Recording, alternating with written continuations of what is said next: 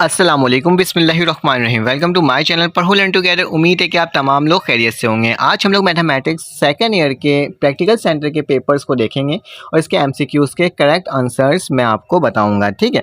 तो चलिए आ जाएं। इससे पहले मैंने आपको केमिस्ट्री के प्रैक्टिकल सेंटर के पेपर अपलोड किया था, आप जाके उससे भी चेकआउट कर सकते हो। और आज हम लोग पढ़ेंगे मैथमेटिक्स सेकेंड ईयर की आपके पास जो प्रैक्टिकल सेंटर का जो पेपर था उसके एमसीक्यूज़ और उसके लॉन्ग एंड शॉर्ट क्वेश्चन देखेंगे, ठीक है।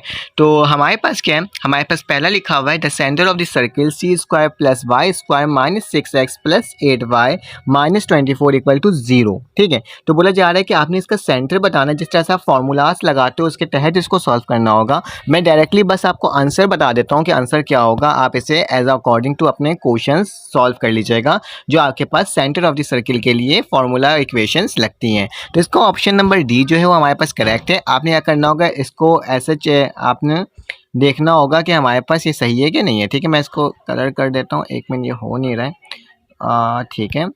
तो ये वाला एरिया मैं यहाँ से पेन से कर देता हूँ, ठीक है। तो ये ऑप्शन मेरे पास करेक्ट है, ऑप्शन नंबर डी।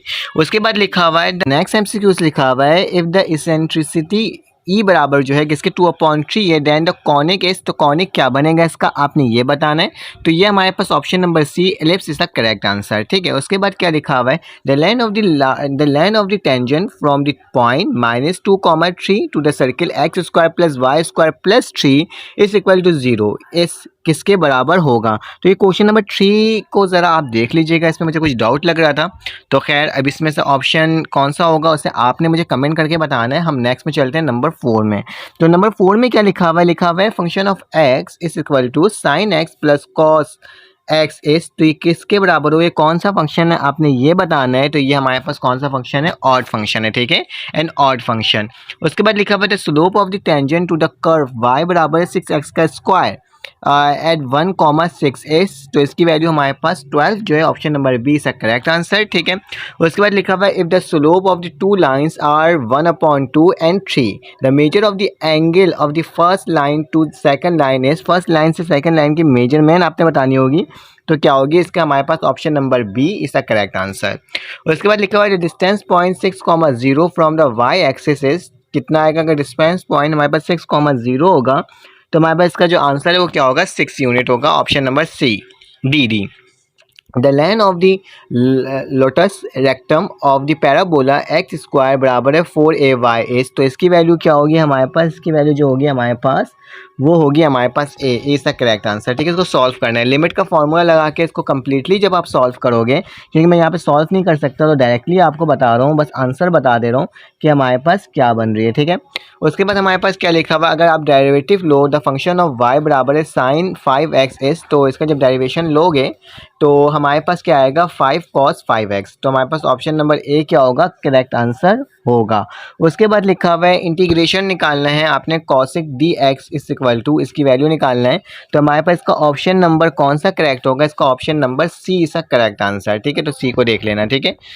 उसके बाद लिखा हुआ है the necessary and sufficient condition for F X to have extreme value. Extreme value कब होगी इसकी, तो आपने ये बताना है। तो हमारे पास इसकी जो वैल्यू होगी एक्सट्रीम जब वो फंक्शन 0 के बराबर होगा, ठीक है। तो इसकी डेरिवेटिव क्या होगा, इक्वल टू 0। उसके बाद लिखा हुआ है the solution of the differential equation dy/dx। तो किसके बराबर होगा, अगर dy/dx होगा तो हमारे पास ऑप्शन नंबर डी इसका करेक्ट आंसर, y बराबर है x प्लस सी के। उसके बाद लिखा हुआ है if B square equal to A square bracket में E square -1 the conic is N. तो इसका कॉनिक क्या बनेगा आपने ये बताना है डायरेक्टली। तो हमारे पास क्या होगा, हाइपरबोला होगा, ठीक है।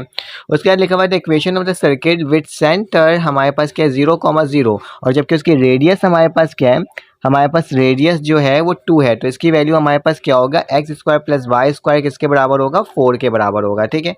तो आपने ऑप्शन नंबर ए पर टिक लगा देना है। For the parabola Y square बराबर है 16x के। तो आपने बताना है कि इसकी वैल्यू क्या आएगी, इसकी वैल्यू आएगी 4, 0, मतलब एक्स एक्सिस में 4 होगा और वाई में 0 होगा। The vertices of ellipse X square upon 25 plus Y square upon 9 equal to 1। तो इसकी वैल्यू हमारे पास क्या होगी, इसके बाद मेरे पास वर्टिसेस की जो वैल्यू होगी +-5, 0। फिर अगर ए वेक्टर ए जब एक दूसरे से मल्टीप्लाई हो रहा है तो हमारे पास इसकी वैल्यू क्या आएगी, 0 आएगी, ठीक है। जब इस वेक्टर को पूरा सॉल्व करोगे, ए डॉट बी निकालोगे, डॉट प्रोडक्ट निकालोगे, तो इसकी वैल्यू हमारे पास क्या आएगा, 18 आएगा। क्या आएगा, option number C. The function is an example of constant function. तो हमारे पास कॉन्स्टेंट फंक्शन कब होता है, इक्वल टू 1 के होता है, ठीक है। तो मेरे पास 1 आ जाएगा, ठीक है। चलिए आ जाए इसके शॉर्ट क्वेश्चंस देख लेते हैं।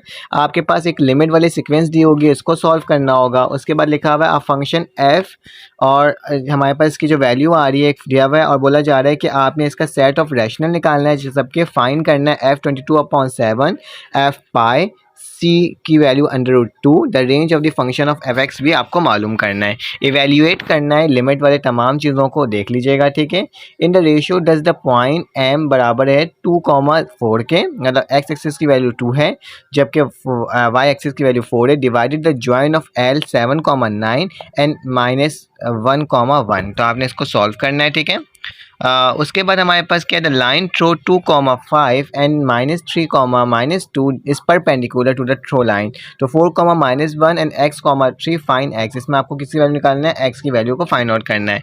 उसके बाद लिखा हुआ है find the coordinate of the foot of the perpendicular from -2,5 to a line x + 3y + 11 = 0।